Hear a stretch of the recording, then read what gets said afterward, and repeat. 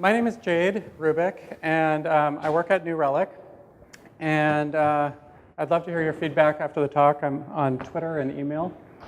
And today I'm going to talk about refactoring organizations. So I recently started a new role at New Relic. And when I did, my new manager, Alex, sat me down in our first one-on-one. And he talked about the tremendous opportunities in front of me in this new role. I'm now managing the New Relic's analytics product, New Relic Insights. And it's a really important product for New Relic. And so he talked at great length about how important this was to the company, how important it was for my career, all of these things. Sounded really great. But then he got serious, and he said, my view on management is different than a lot of people. The thing that you have to understand is everything that happens on this team is your fault. If your team ships a bad feature, it's not product management's fault, it's your fault. If the site goes down, it's not site engineering's fault, it's your fault. If somebody has a bad support experience, it's not the support team's fault, it's your fault. Basically, you own making sure that we have an awesome product, and everything is your fault. So, welcome to management. I remember back to those days when I was an engineer. It wasn't that long ago. And I looked at my manager's job and I thought, wow, that looks really easy. But the fact is, management is not easy at all. Management is about building the really hard stuff. It's the bloody, sweaty, teary, gritty job of getting a group of human beings to build something beautiful together. And in a lot of ways, it feels like going from Duplo blocks to Lego. Or it can sometimes. So sometimes, to me, it feels like playing the game of engineering in hard mode. So this talk is about 4 different styles of play that I've seen that you can use to beat the engineering management game in hard mode. These 4 roles are things that I've observed in the best engineering managers I've observed. And they're not really, they're archetypes for management. They don't demonstrate everything a manager does, but only those that I think are the most overlooked. They're not rooted in any particular management theory. I'm not going to cite any sort of studies that talk about why each of these is valuable. It's purely based on my own observation and experience. So all managers have elements of these roles. They might be really good at one of them, or they might be okay at a couple of them. But the best managers, I think, master all of these roles. By the end of this talk, you should walk away challenged by these 4 roles and see something in each of them that you can learn from and emulate. So as you listen to this talk, keep an ear out for what you can copy and integrate into your own practice. And think about how you are strong or weak in any of these different roles and who you know that is exceptionally good at them. And the slides will be available, so you can take notes if you like, but they will be available. So the first role is that of the critic. The critic delivers critical feedback to the organization. They're obsessed with feedback, and they deliver it constantly.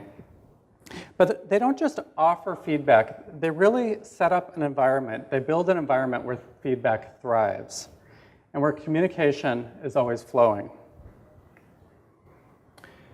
Critics are extremely sensitive to how long it takes before feedback is offered.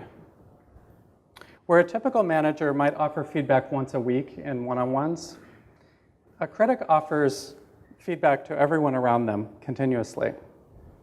And they do this with a couple of habits. They pull people aside after meetings. They'll walk by somebody's desk at the end of the day to have that little chat. Or they'll write these little emails after meetings that have some sort of nugget of useful information. A critic will ask you, how many times a day do you give each member of your team useful feedback? To a critic, last-minute interventions are a sign that you're not being involved enough continually. So an addict is, or a critic is an addict to providing this feedback, and they offer it broadly, not just to their own teams. It goes to everyone that they come into contact with. It goes up the organization, laterally, and to their team.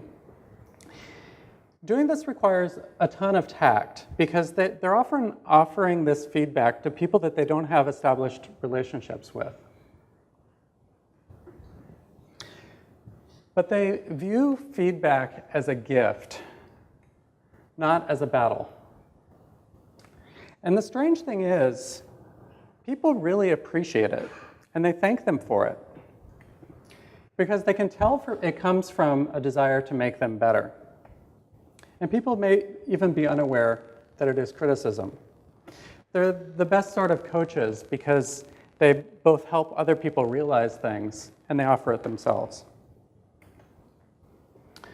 So how does a critic acquire this great feedback? How do they get this information that they can share? Part of it is that they deliberately set up a monitoring of their environment to give them this rich information all of the time. How would you know if somebody on your team was working on something that is a low priority? Would it take you a couple days to notice? Would it take you a day? Half a day? A critic would notice these sort of things because they've set up their environment to give them that information. They know what's going on everywhere in the organization, and they have their ears everywhere, and they seem to be the person that always hears these things first. But a critic doesn't just want to offer feedback directly. They really view feedback as a team activity, something that they want everyone around them to be engaged in. So their teams tend to be these high feedback environments with a high level of trust among their team members. How do they build these high feedback teams? First of all, they subtly encourage the team both to feel safe with each other and to give feedback in a way that is effective for the listener.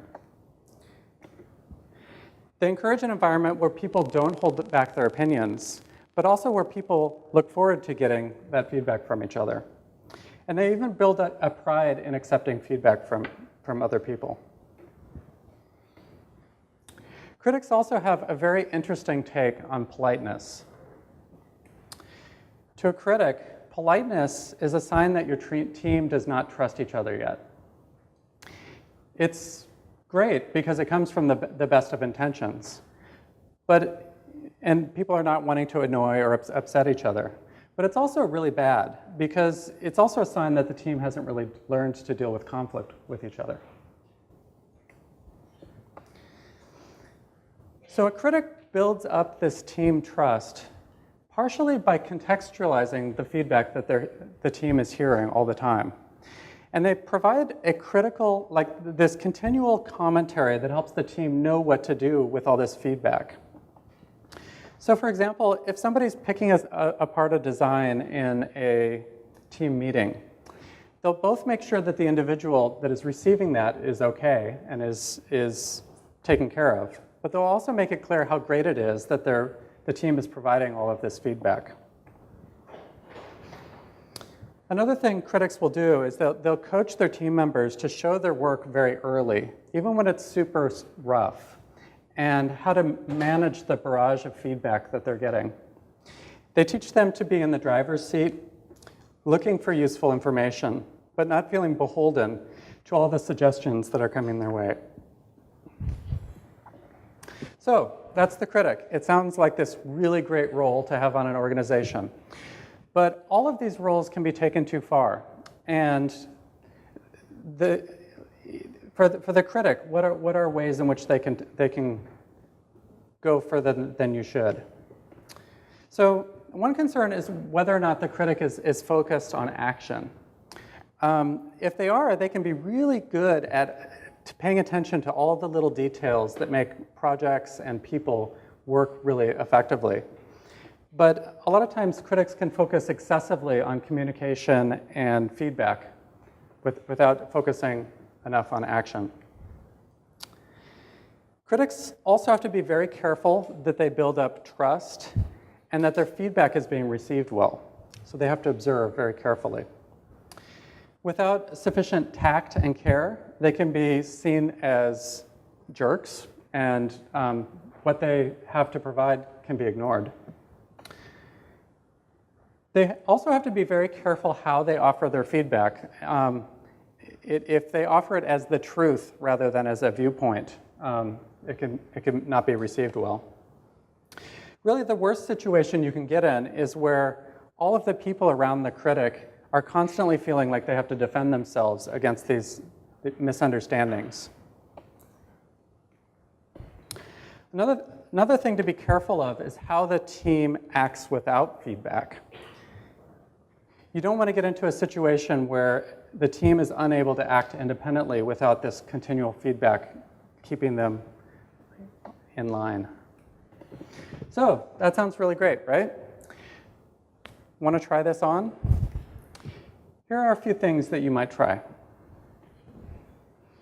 So one thing I've tried is to divide my meeting notes in half. And yes, I actually use a pen and paper for my notes. So I keep the normal part of my notes on the left-hand side. And on the right-hand side, I note down observations during the meeting of things that are particularly useful or helpful or that stand in the way of the meeting being effective. And then after each meeting, I make a point of providing any sort of important feedback to the most important feedback that I noticed to those people. I'll either do it in person or by email.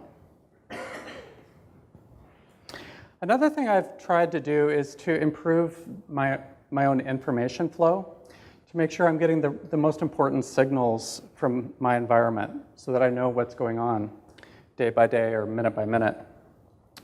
If you think about how we monitor our applications, you don't want to know if something went sour 2 days ago. You really want to know as soon as you possibly can.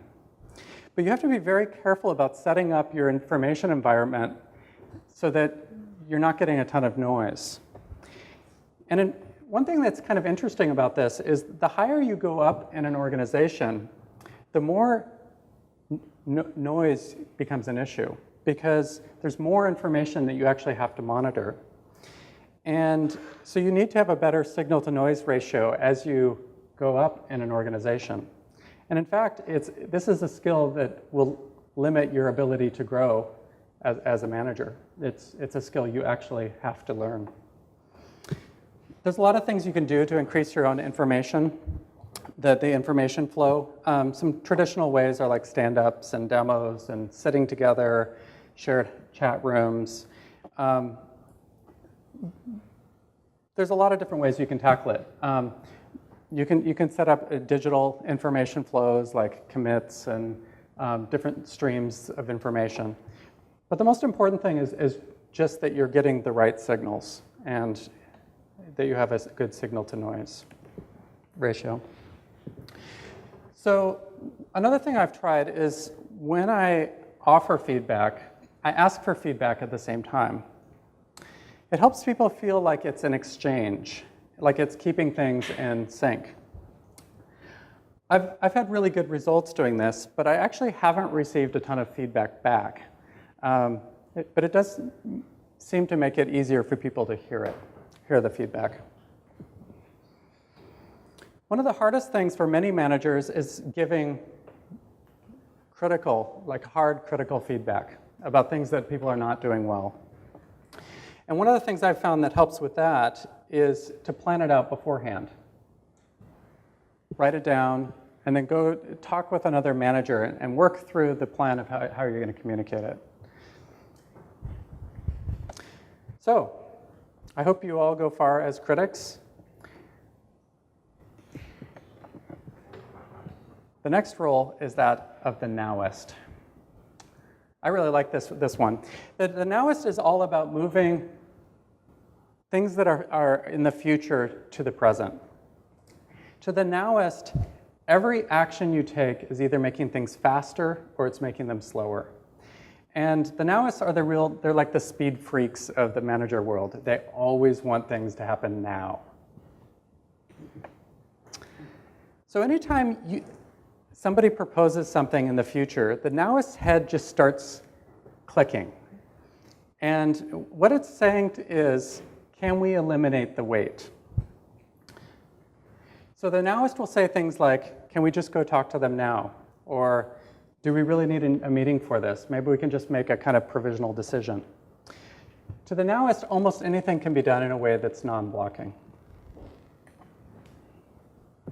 So they often seem like these judo masters in meetings because they always push things towards action. One of the ways that they do this is they make sure anytime something is being discussed, you don't leave without a default course of action. So this can even be a bad course of action, but there's always a default. So for example, if somebody says, we're launching this car in a month, and we don't know what we're going to call it, a nowist might say, if you can come up with something better that you guys like by Wednesday, then let's go with that. Otherwise, let's call it a Batmobile and see how that feels. Nowists are willing to change direction frequently and quickly. And they don't ever feel like they're particularly right or wrong about something. They're constantly adjusting, and they're never attached to any particular direction. They believe that management is a lot like driving. You're continually monitoring the course and making tons of minute, small, constant adjustments as you go along. The more frequent, the smoother your drive. And they think it's kind of madness not to do it very frequently, because if you were to course correct every minute, you're going to go off the road. So to a nowist, a decision is better than no decision, even if it is the wrong decision, because you're on your way to finding out that it's wrong. They're willing to course correct and redo work because they're constantly learning as they're proceeding down a path and reevaluating whether they've made the right decision. To a nowist, there is only now and not now. Instead of getting paralyzed by huge decisions, they have a very strategic way of breaking up these big decisions into smaller decisions that move you forward towards understanding. And in a way, a nowist only really cares about keeping things moving in the right direction, not which of the major choices we're going to make. Nowists have one thing that they're obsessively concerned with, and that is momentum. They're terrified of something coming to a halt. They try to keep things moving continually at all times. Putting aside something for a couple of days and working on something else is really unthinkable to them, because then your mind isn't continuing to be engaged on it. And to make forward progress, you have to keep it moving at all times, like a hot potato. When a nowist observes everything with momentum in mind, every single action is either making things faster or it's making them slower. Often when engineers and managers bring up objections or concerns, they do so in a way that brings everything to a crashing halt. But almost always, that same objection can be brought up in a way that keeps the momentum moving. And so the Nowist is very sensitive to this, and they have a way of keeping things moving in meetings. And they help their team members understand and contribute to the momentum. So one way that Nowists attain this high velocity is that they follow this motto of tell instead of ask.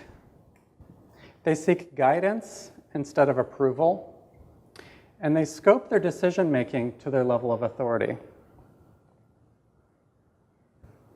Some decisions require explicit approval. They're really clear on what those situations are, and when they come up, they make it clear when they need a decision by. Often, though, they know that they can seek approval for an idea, but take silence as an explicit okay. So they'll say something like, I'd like this decision by Friday. If I don't hear from you by then, I'm going to proceed with X. Even better for a Nowist is when they can say what the course is going to be, of action is going to be, but invite intervention. They'll say something like, there are 3 options here, A, B, and C. Here's some trade-offs of those. I'm going to go ahead with B. Let me know if you have any concerns or feedback on that.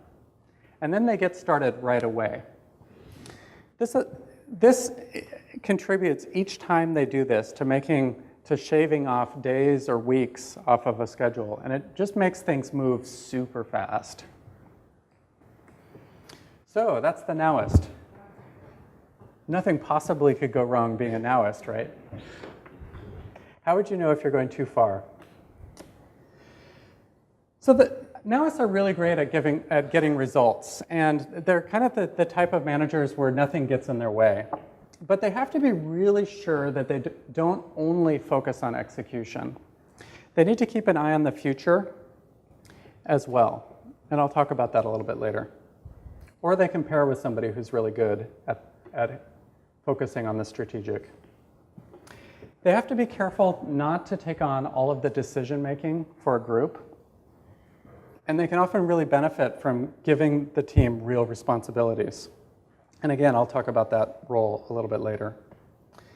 And if they're not careful, they can also get very siloed and only focus on their own needs to the detriment of what the organization needs.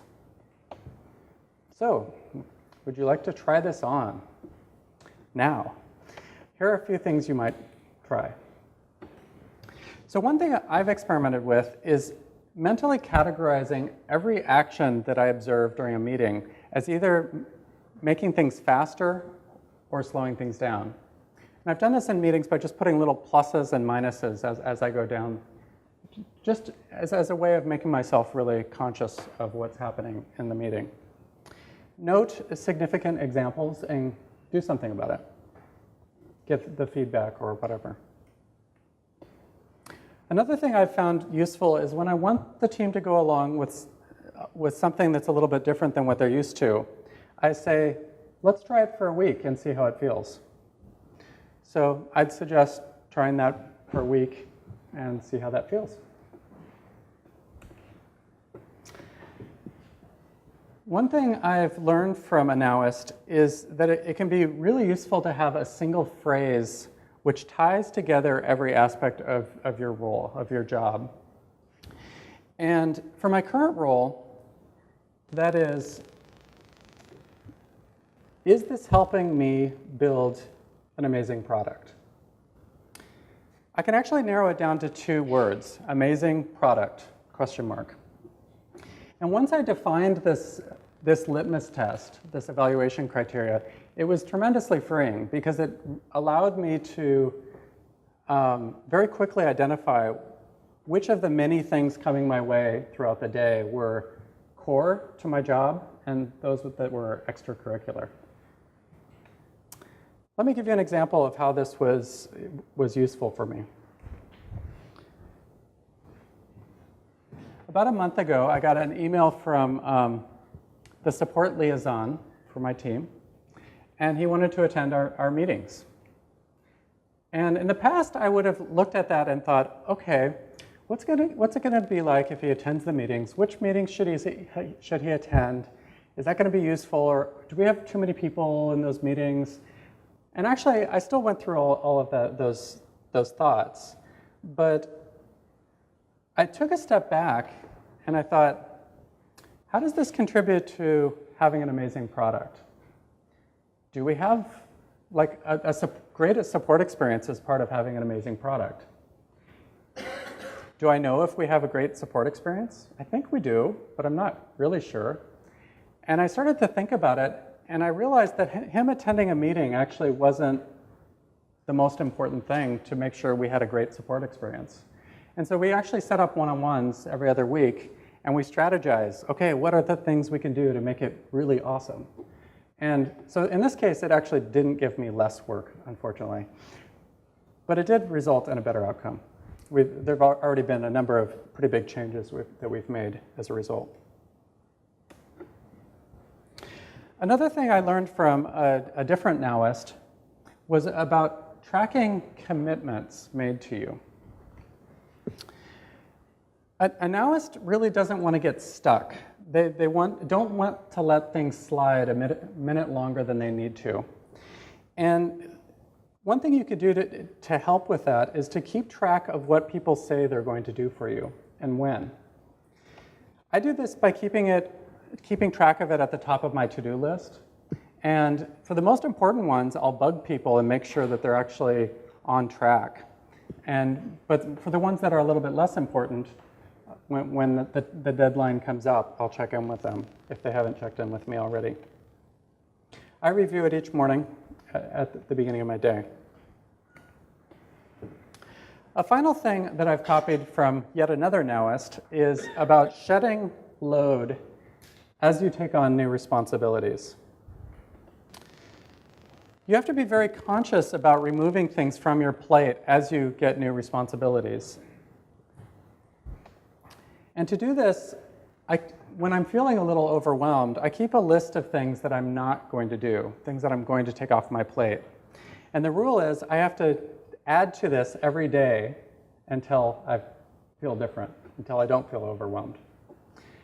And this has actually been tremendously useful for me.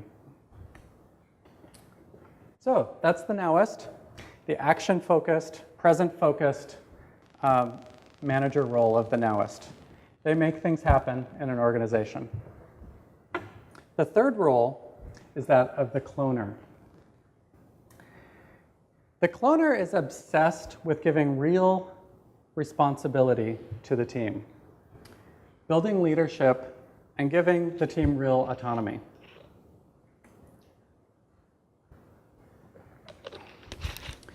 To a cloner, a great leader is somebody that creates and builds other leaders. They obsess over clearly defined areas of responsibility and ownership. They can mentally go through each person on their team and say a main area that they're responsible for. More importantly, those team members can do the same thing. And often, even people in other teams can know what those things are. So when you think back to what my new boss, Alex, did, he told me what I was newly responsible for, which was unfortunately everything. But he said, build an amazing product. He said, this is the one thing I'm going to evaluate you on. And it was a big goal. It was ambitious and a little bit scary. I actually didn't sleep that much that night. But I didn't sleep that much that night because actually I was really excited. I had a huge amount of responsibility, and that felt pretty amazing. And one of the lessons I've learned there is that ambitious goals with real responsibility behind them are often much better than directly applying pressure. Because ambitious goals, if they're internalized, they're intrinsic. They come from within you, And you kind of feel like a hero, like you're doing awesome things in the world. Pressure, on the other hand, is intrinsic. You resent it. It's not personal, and you're not invested in the outcome beyond getting somebody off of your back. So in a cloner meeting, it's really easy to get hypnotized by the level of decision making that all of the people in those meetings have. Everybody is reporting on their area of responsibility, and each person owns the output of their area and has full ownership over it. They are the deciders in their area. So when somebody comes to a cloner with a situation, they often will turn the question around and they'll say, what do you recommend? And then they'll guide them in making sure that they're making the right decisions so that they don't get eaten. What they're really trying to get their team members to say is, I intend to do X. And in this case, it's, I intend to run for my life.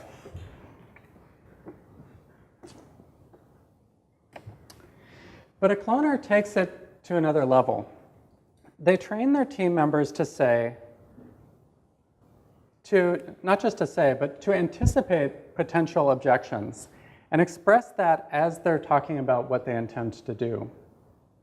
So, for example, in this case, they might say, I intend to drive away in the Jeep.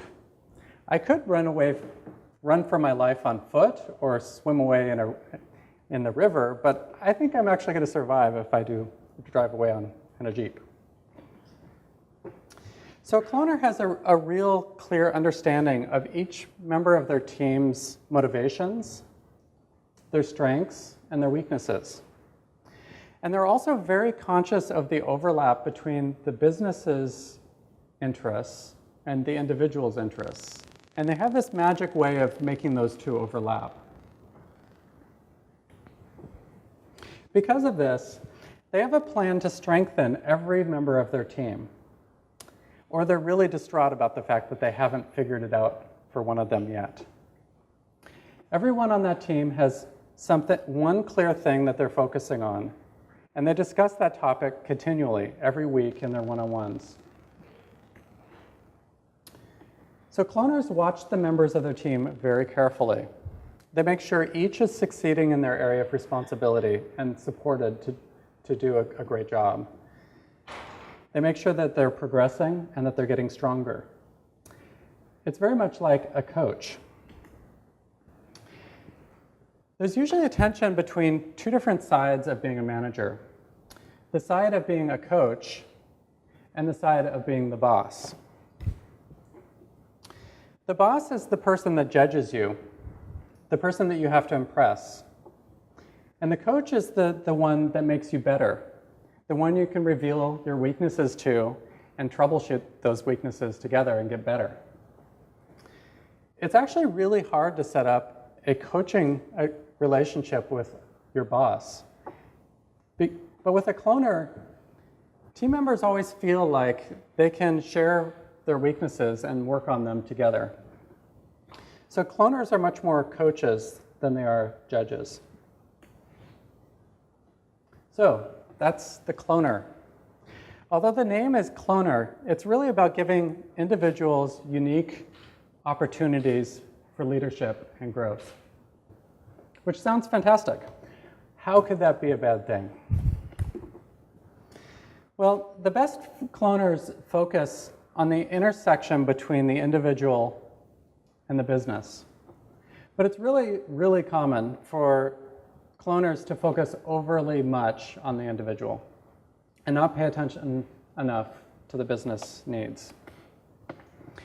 For example, if somebody's not really performing well, a cloner might obsess over fixing the situation, which is actually almost always the right thing to do. You should be giving it a lot of attention. But sometimes they take it too far, and for example, if they were to hire for that position, there's no way that they would hire that individual into that role. So a cloner has to be very sure that they're keeping themselves grounded and managing the interaction between the business needs, and the individual needs. So, would you like to try this role on?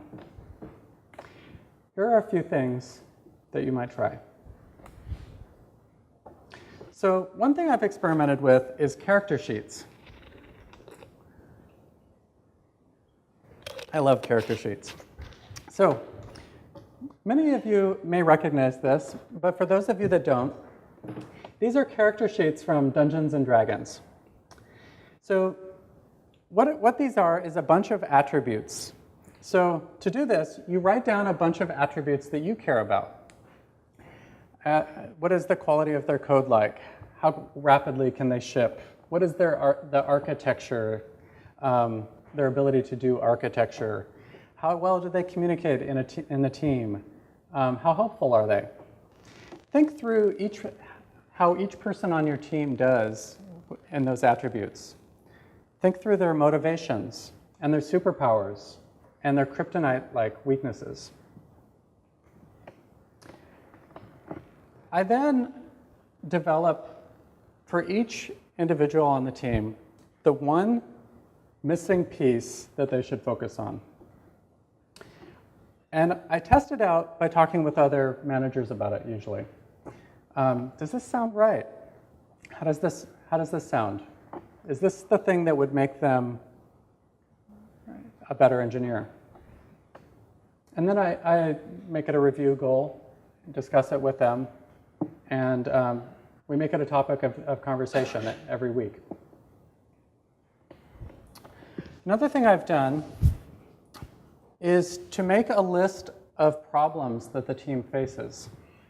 I try to make it a little bit bigger than the size of the team. And against that list, I put my own name if I think I realistically can solve that problem for the team in the next month. For the rest of that list, I look at my current team members, and usually each person on that team has one clear area that they focus on. So can they take a second thing? I look at their strengths and their weaknesses and their interests and where they want to grow. And if it makes sense, I give them that area to own for the team, to solve for the team. So I tell them that they're responsible for the solution. And I have them report on it during team meetings, help them strategize it, talk about it together with them. And it's actually worked remarkably well. The last team I was on, we solved a number of really big problems for the team, including how our support load,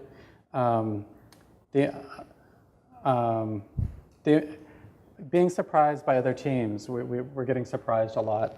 And even I got a lot of help with hiring. So one thing I've learned is that you really have to give away true ownership of the problem. This isn't about handing out tasks or projects.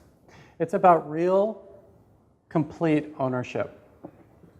So I've learned that there's an algorithm you can use for this, which is great. I love algorithms. First, you say, this is an important, huge responsibility, and here's why it's important.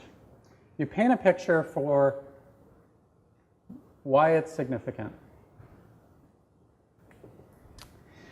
Number two, it's completely up to you to solve this problem. You own the problem. You own the decision. It's your responsibility. The third one is really important, I think, and that is, I'm here to help. There's a lot of people around you that are here that want you to succeed at this, and we're here to help out. So if you're interested in learning more about being a cloner, the last piece of advice I have is to read a book called Turn This Ship Around. And I think it's the best book on the topic that I've come across. So that's the cloner. They're the manager that creates other leaders of all types in the organization. They're the person that builds up their teams, and they give real responsibilities and ownership to their team members. Incidentally, they also create highly scalable organizations because they distribute the decision-making amongst the team. So the fourth and final role is that of the futurist. And the futurist is obsessed about what comes next. They think about what comes next as much as everybody else thinks about what's going on right now. They live in the future, in a world of choices, in a world of red and blue pills. Sounds kind of bad, actually. They're acutely aware of what an organization needs to have the capacity to solve. And then they're able to create these realistic steps to make that happen. A futurist lives in a world of possibilities, a world with many possible futures ahead of you. And from these possibilities, they pull out the one that is most promising, and they pull it into the present. So when we are new managers, we copy the patterns around us in the organization without really understanding them. These patterns are like the processes and the things that other managers around us are doing. And when I say manager, I also am including like dev leads. And this is actually exactly the right thing to do. Because as you get more experienced, you gradually build up an understanding of why the patterns are there. But as you're getting started, you don't have the ability to think too much about that. You're just copying what you see around you. At an intermediate level, you start to understand these patterns that you've been working in. And you're able to effectively work within them and modify them to suit your needs. And this is the state that most of us are in as managers.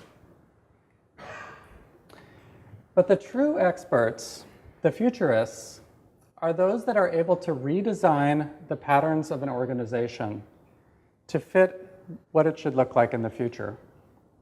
They're able to imagine these large-scale refactorings of an organization and design a path to get there. And they do this a lot like engineers refactor code. But I'm not going to get into that. So one of the biggest mistakes people who are not futurists make is that they start with the situation that you have today, the resources you have now, and you extrapolate from there into the future. What is it possible for us to do with what we have today? But to a futurist, planning the future is an act of creation. It requires you to imagine things as they should be, not built upon what you have today.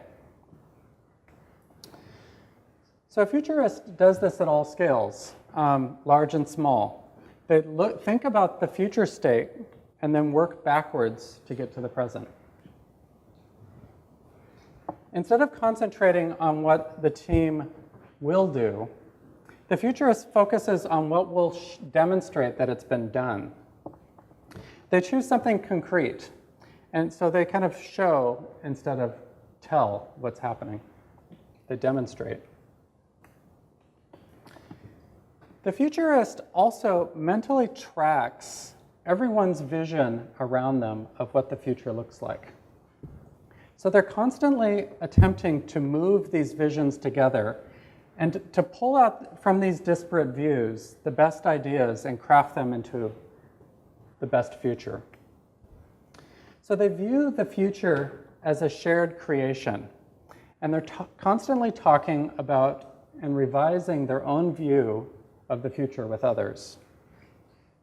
And as they talk about the direction that things should go, they take these best ideas and create a narrative.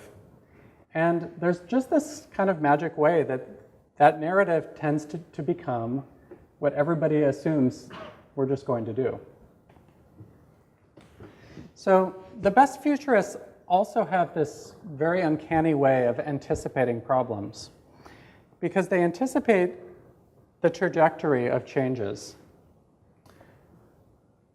So they might, for example, know that because the team is hiring 2 additional people, that the meetings are going to start feeling too large and already be anticipating how they're going to change things up at that point. So that's the futurist. But like all the roles before, there are drawbacks and gotchas to watch out for. So how do you know that you've gone too far as a futurist? So one of the most common issues with futurists is they only look at the big picture, to the exclusion of the details. And ironically, this can lead to the consequences of them destroying the very future that they're trying to build. So they have to pay a lot of attention to execution and the little details that get you there. And they either need to build this skill up in themselves or partner with somebody that's really good at it. I think we've all probably been in meetings with a futurist. And one of the things that they can often do is they can be the ultimate distraction in a tactical meeting. It can be really annoying because the team is trying to solve a very limited problem, and the futurist is like imagining this grand future. And it can be hard to keep them in track. So, do you want to try this role on in the future? Here are a few things you might try. One thing I've tried is to start with a long-term plan. Maybe 6 months, let's say. And at first, think about it very broadly. It's 6 months in the future. What does it look like 6 months from now? What are the biggest failures or successes you can imagine? At this stage, ask yourself lots of questions. What should the product look like? What should the team look like? What should you have accomplished at that point? And imagine you've done the most important things during those 6 months. What were those things? What did it look like? Another way to do this that I've learned recently, and I love this one, is to pretend you failed. It's 6 months in the future. You didn't focus on the most important thing. What did you neglect? Did you not do something because you didn't have the right people or the right resources at your disposal? What caused you to fail? Once you imagine the things that you think are most important to have accomplished, then start making the actual concrete plan. Think backwards from that point, and month by month, write down what you would have to accomplish to get there. Refine it until you believe it and think it's the best plan you can come up with.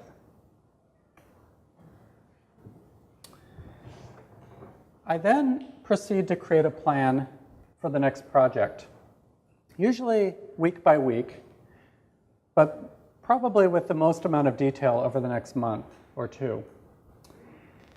And as I do that, I'm not naturally a futurist. And so what I periodically do to keep myself thinking about it is I ask myself a couple of questions to keep myself on track. Is this the right solution? Am I even solving the right problem? Do I have the right people? Do I have the resources I need to be successful?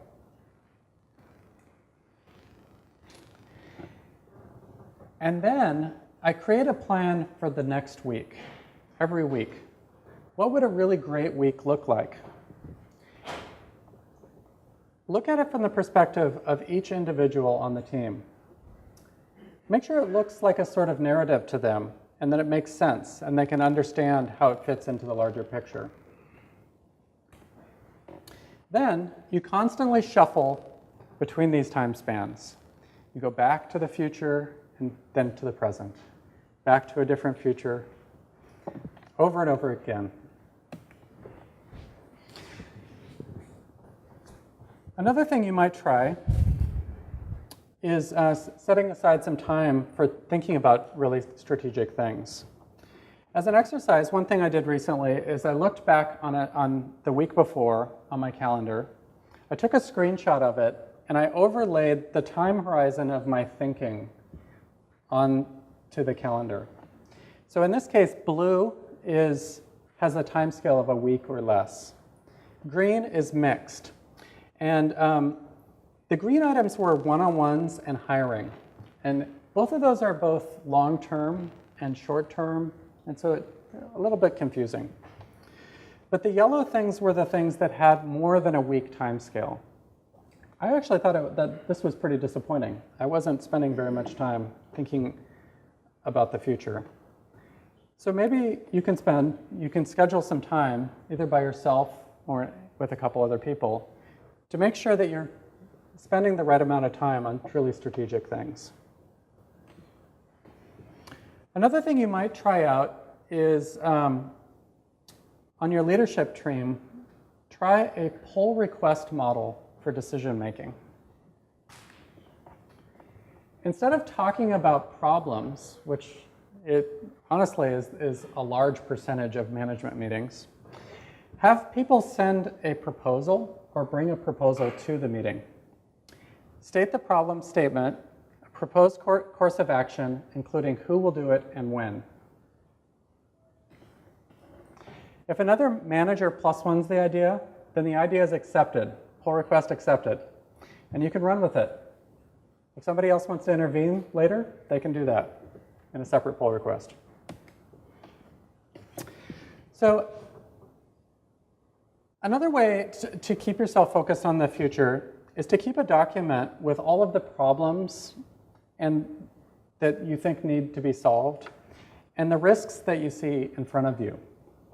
And as you add items to this list, add a bunch of brainstormy ideas next to each one of ways that you might address each of them. What can you do to mitigate those risks? What are ways that you can solve those problems? Choose the most promising one and do it. Don't spend a ton of time on it.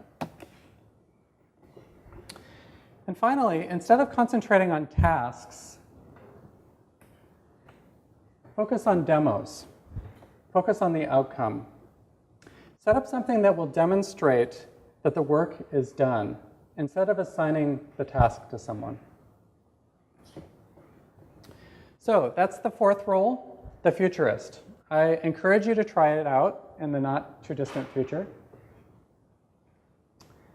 And these are the four roles that I've gone over: the critic, the nowist, the cloner, and the futurist. I challenge each of you to try this out as an experiment. Choose one of these roles, rotate it each month, and get good at every one of these roles.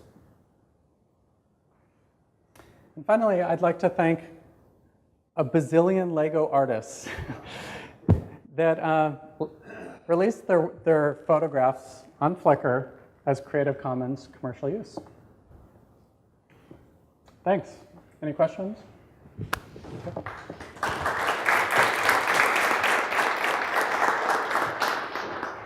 Yeah. This might be a reflection more on me than anything else, but I found that it was most natural to least natural in order that you presented it. Most natural to least natural. To me, anyway. Awesome. Well, that's excellent feedback. So you must be a critic. Yeah. Awesome. And just to repeat it back, which I should have done at the beginning, he said to him it felt like they were from most natural to least natural. Any other feedback or questions? Yeah? Do you have any advice on what to do when the nowist and the futurist are in direct conflict with each other, and doing the now things now prevents the future, but doing the future things now stops the now? So the question is, do I have any advice for when the nowists and the futurists are at odds, and they're going at direct odds? No, actually I don't. I've seen it work really effectively. And actually I've even seen individuals that are really good at both of them at the same time.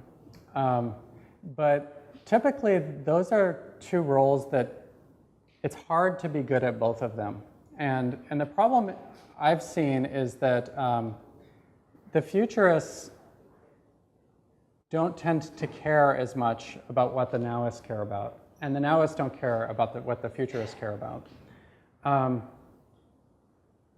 guess in my last role, I worked with a futurist. And I guess what I learned there is that we could be more effective as partners than we could be separately. And so what I tried to do is I tried to acknowledge that he had a lot to offer, and I could learn a lot from him about strategy and being a futurist, and that I could help him get what he wanted to get done. And I don't have a huge amount of general advice for that. I have a little bit of a problem with the word critic because there's a little bit of a negative connotation with it. I think of the person who gives constructive feedback, and the word constructive is key. Yeah. And the other element that you should stress as part of that persona is that they should be also very open to receiving the feedback and solicit it often and without the requirement of, in the context of giving feedback, that they should be very introspective as part of that persona as well, because then it'll be better, then the feedback will be better received from other people, so that this person acknowledges that, yeah, they have things to work on too, and are very willing to receive feedback as well. Yeah, I think that's a really excellent point. So what she was saying was that the critic, first of all, the term critic, it does imply a lot of criticism, and it doesn't necessarily imply that you're somebody that is going to be open to feedback, which is actually, I think, a really large part of being successful in that role. The names for each of these are deliberately a little bit provocative. So the cloner, for example, really it's about building up extremely individualized leadership.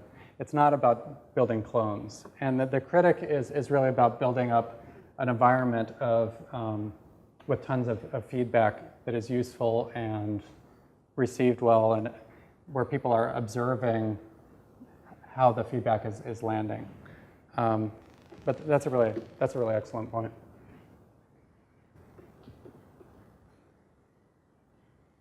Any other feedback? Come on, this is your chance to be a critic. When is the book getting published?